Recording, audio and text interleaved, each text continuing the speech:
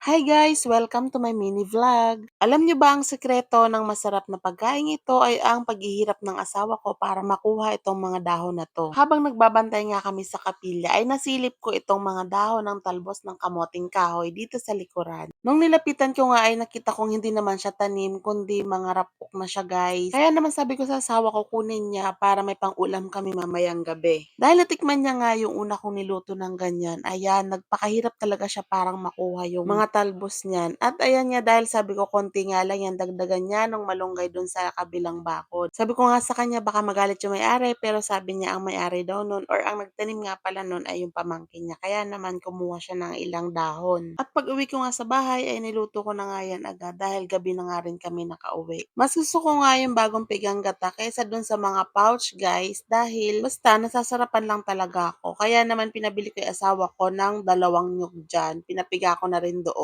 Pero gumagamit din naman ako ng Coco Mama gata kapag wala na kaming time bumili ng nyog. Sa amin nga sa Bicol guys, kapag nagluluto ng ginataang mga gulay ay hindi na ginigisa. Ang ginagawa na lang, ilalagay yung pangalawang pigang gata sa kawali, tapos lalagyan ng asin, pagkatapos isasalang at pag kumulo, saka ilalagay yung gulay. So eto na nga, medyo natuyo na ngayon sa baw at luto na nga yung talbos ng kamoting kahoy. Kaya naman inilagay ko na yung kakang gata at isinabay ko na rin yung sibuyas at yung malunggay. Kapag nga inilagay mo na yung kakang gata, hindi mo dapat siya hinahalo. Ang ginagawa ko lang guys ay dinidikdik ko lang siya para umilalim yung gulay niya, para hindi nga siya lumabsay. Hindi ko pala napakita sa inyo kung paano ko prepare yung kamoting kahoy kanina. Ang ginawa ko lang, ginayat ko siya ng maliliit tapos nilagyan ko ng asin saka ko pinapiga sa asawa ko. Pero kapag nagluluto nga nito sila mama sa Bicol, hindi na nga pinipiga sa asin. Ewan ko ba nakasanayan ko na rin dahil yun yung gusto ng asawa ko, ang pipigain para sa asin. Ayun nga, inilagay ko na yung maliliit na hipon dyan. Hindi pa yan nagsasalita guys.